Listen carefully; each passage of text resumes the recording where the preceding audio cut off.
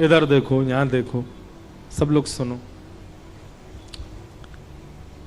तो हरपाल नाम के एक भक्त थे भगवान के, खूब भजन करते थे, खूब साधना करते थे, नाम जप करते थे, कथा सुनते थे, लेकिन वो ब्याह नहीं कर रहे थे। क्यों? उनकी इच्छा थी कि जैसा मैं भजन करता हूं, जैसी मेरी भक्ति है, जैसा मेरा भाव ठाकुर जी के प्रति है, ऐसी कन्या मिले तो मैं ब्याह करूंगा, नहीं तो जीवन भर ऐसे ही रहूंगा।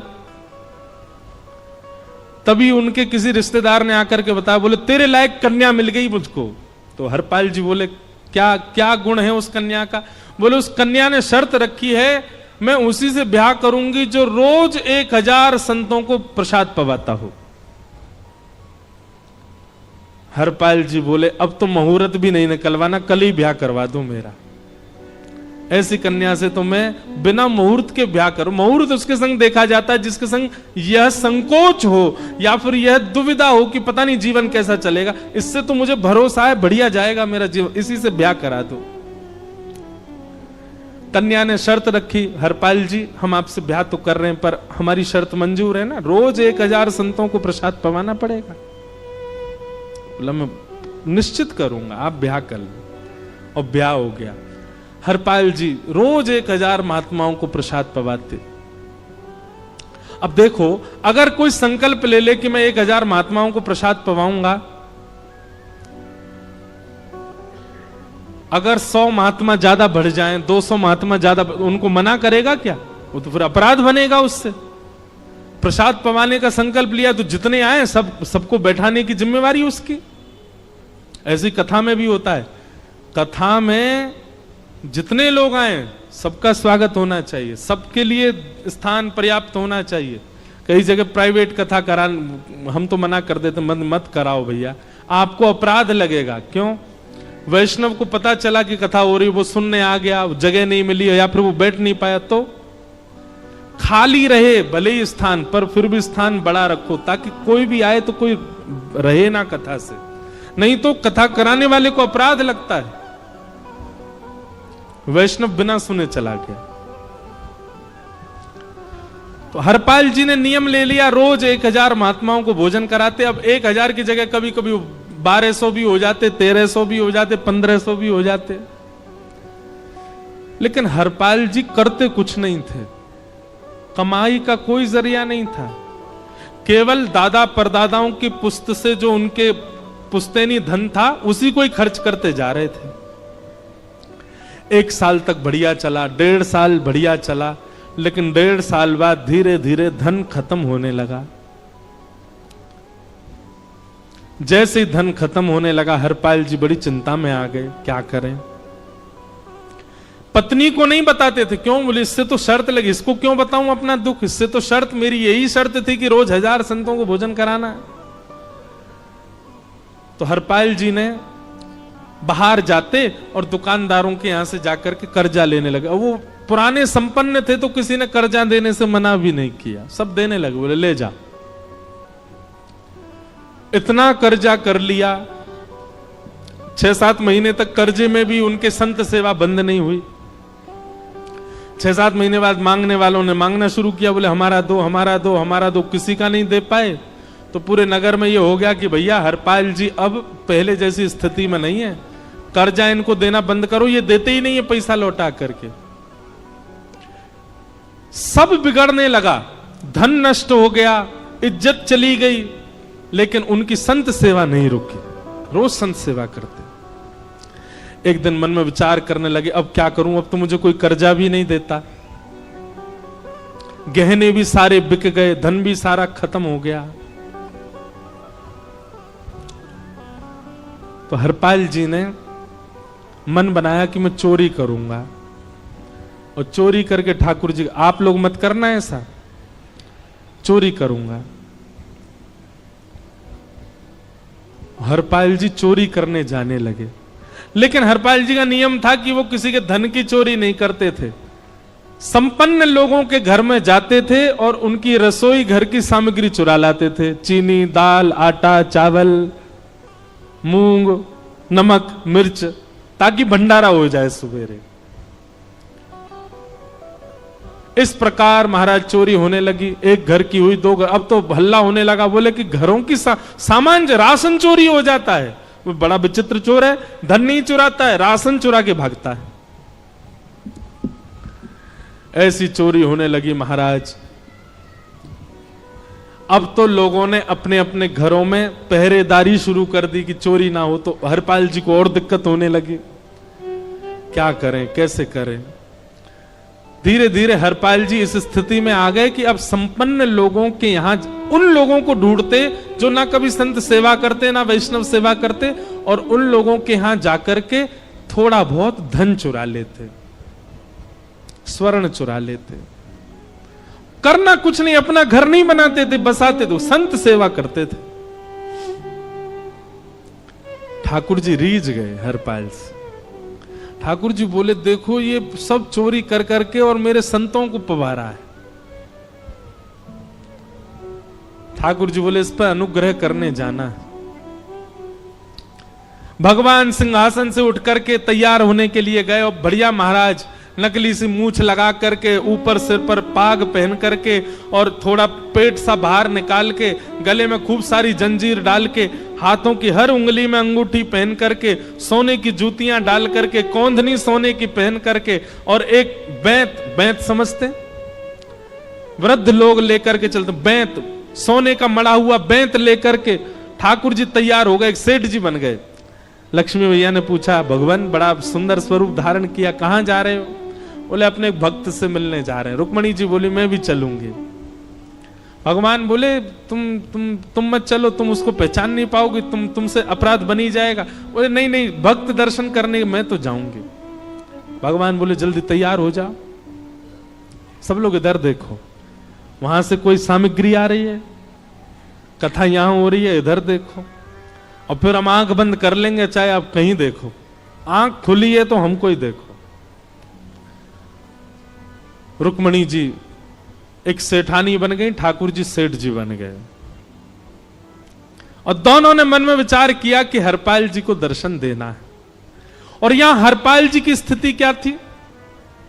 अब संत सेवा के लिए कहीं से भी धन नहीं मिल रहा था। तो हरपाल जी एक मार्ग पर जाकर के बैठ गए और सोचने लगे, कोई धनवान यहां से निकलेगा तो उसको लूट लूंगा, और लूट के भाग जाऊंगा, सारा धन संत सेवा में लगा दूंगा। तभी उस मार्ग पर कोई और तो आया नहीं, ठाकुर जी सेठ बन करके आ गए। और महाराज खूब सारे गहने पहन करके, पाग बढ़िया सोने की जड़ाऊ पाग पहन करके, ऐसे वस्त्र पहन करके, और छम छम करते चलते आ रहे हैं। उन गहने ही बज रहे हैं ठाकुर जी के।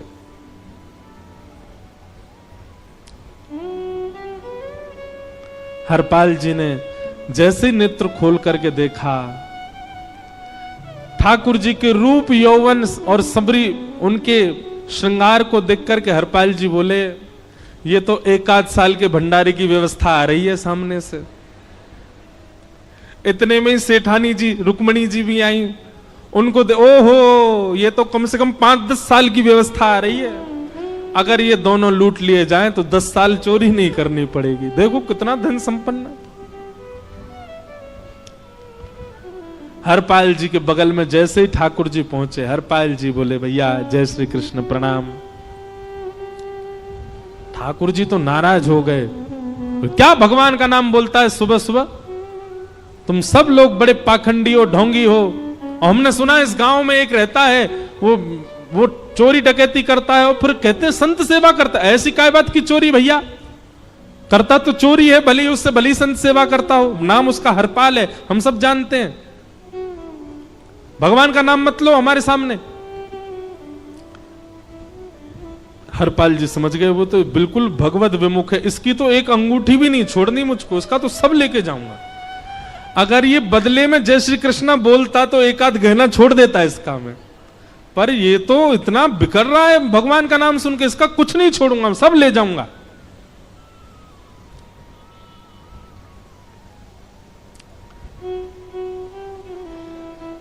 हरपाल जी बोले, हाँ भैया, एक रहता तो है डकैत इस गांव में, और उसका कोई पता नहीं है, वो कभी भी आ जाता है।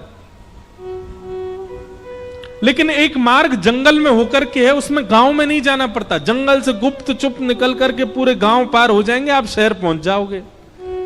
उसका रास्ता मुझे ही पता है। सेठ जी बोले तो तुम हमको पार करवा दो। हरपाल जी बोले मैं पार तो करवा दूंगा, लेकिन भगवान मेरे घर कुछ मेहमान आए हैं, उनके भोजन आदि की व्यवस्था के लिए मैं तो बाजार आया था, मेरे पे धन नहीं है। आप यदि मुझको कुछ दे देंगे तो मैं घर पर व्यवस्था करके आऊंगा, तुरंत आपको लेकर के गांव पार करवा दूंगा। ठाकुर जी ने उसको कुछ सोने की मोहर दे दी। बोले लो तुम अपने घर की व्यवस्था कर आओ। हरपाल जी ने सामग्री खरीदी, घर पर पहले व्यवस्था करके आए। बोले आज की व्यवस्था हो जाए, क्योंकि आज तो 10 साल का सब चोरी करना समय लगेगा। पत्नी से कहा भोजन प्रसादी बनाओ, संतों को पवाओ। संत पूछेंगे मैं कहां है, तो कहना कि आप लोगों की 10 साल की व्यवस्था करने गए आज। हरपाल जी लौट करके आए और सेठ जी से कहा आइए आइए चल दीजिए मेरे साथ और हमारे संगी चलना बिल्कुल।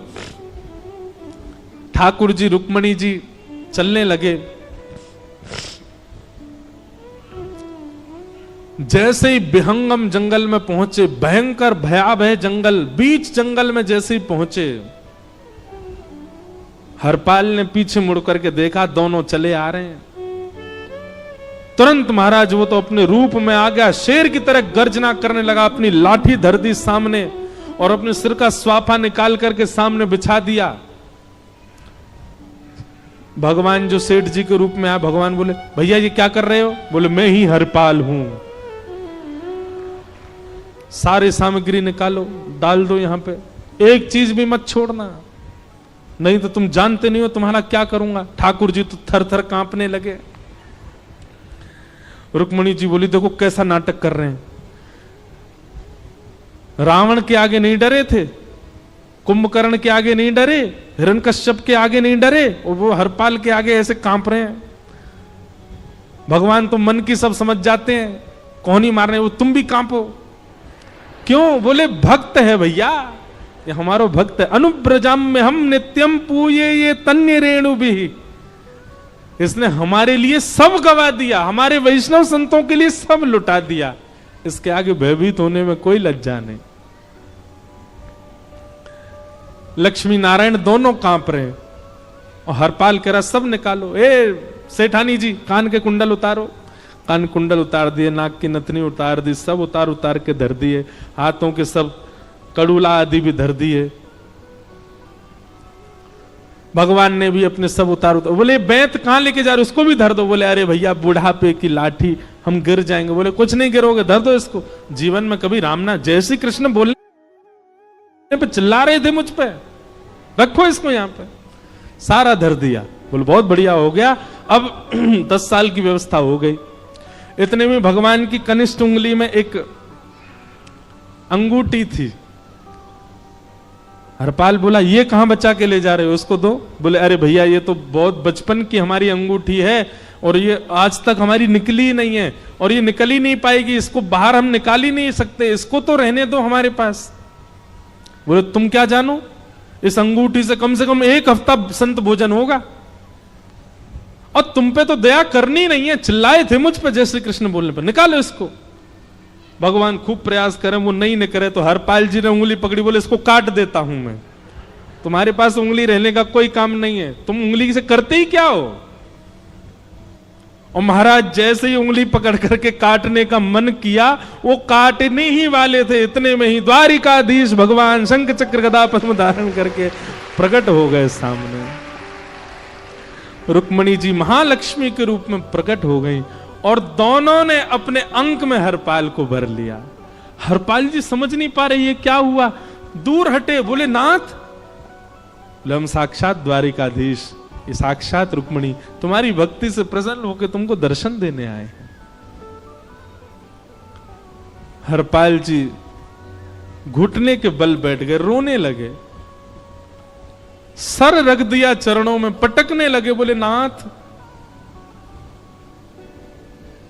मैंने अपने नाथ को लूटा आज, मैंने अपने स्वामी के साथ डकैती कर रहा था, मैं अपने स्वामी की उंगली काटने पर मजबूर हो गया था, इसका मतलब तो मैं पापी हूं। मेरा पाप इतना प्रचंड हो गया कि मैं आपके रूप को नहीं पहचान पाया। भगवान ने हृदय से लगा, नहीं हरिपाल, तुमने कभी अपने लिए प्रयोग थोड़ी किया। तुम्हारी पत्नी भूखे सो जाते हो, लेकिन संतों को भूखा नहीं जाने देते। ठीक है, उसके लिए भले ही तुमने वह गलत मार्ग अपनाया जो नहीं अपनाना चाहिए था, परंतु उसमें उद्देश्य कोई और तो नहीं था, मेरे जनों की सेवा ही तो थी, मेरे वैष्णवों की सेवा।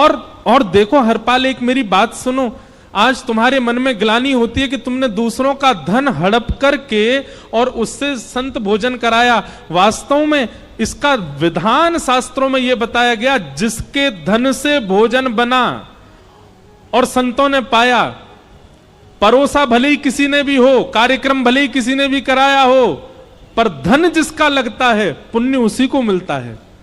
तुमने तो अपने गांव के, शहरों के उन लोग जो कभी संत सेवा नहीं करते थे, उनके धन चुरा चुरा करके उनको पुण्य बांटा है। तुमने कुछ गलत नहीं किया है। हां, अपने प्रयोग में यदि लेते तो पाप हो जाता, लेकिन तुमने तो एक रत्ती भी अपने प्रयोग में नहीं ली, सब संतों में लगा दी, और जितने लोगों का धन चुराया उन सबको पुण्य प्रदान कर दिया। हम तुमसे बड़े प्रसन्न हैं।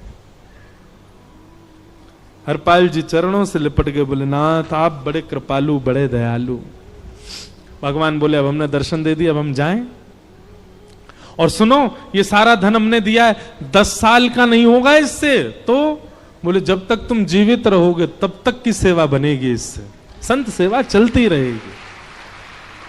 ये सारा धन आभूषण हम लेकर के इसीलिए आए थे ताकि तुमको अब कभी किसी से मांगना ना पड़े, किसी से हड़पना ना पड़े। भगवान जाने लगे तो हरपाल जी चरणों में गिर गए, बोले नाथ आज मैं आपके दर्शन कर पाया, मैं संत सेवा कर पाया, इसमें सबसे बड़ा योगदान मेरी पत्नी का है। उसने नियम नहीं बनाया होता तो शायद मैं कभी ऐसा नहीं करता।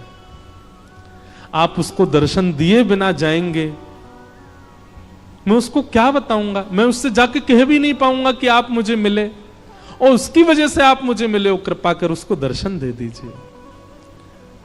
ठाकुर जी बोले ठीक है। तुरंत लक्ष्मी नारायण भगवान ने छोटे छोटे बालकों का रूप धारण कर लिया और हरपाल जी की गोद में बैठ गए, और हरपाल जी अपनी गोद में लेकर के ठाकुर जी को घर पर आए, और आकर के अपनी अरे सुनो देखो कौन आए हैं। जैसे बाहर आकर के देखा तो नन्हे से ठाकुर जी, नन्ही से रुक्मणी जी गोद में बालकों की भांति बैठे हैं। बोले अरे इतने सुंदर सुंदर बालक। बोले बालक नहीं है, ये साक्षात जगन्नाथ भगवान, साक्षात रुक्मणी जी, साक्षात द्वारिकाधीश हैं। तुरंत ठाकुर जी अपने रूप में प्रकट हो गए और दोनों दंपति को दर्शन दे करके भगवान वहां से प्रस्थान कर गए। बोलो भक्त वत्सल भगवान। तो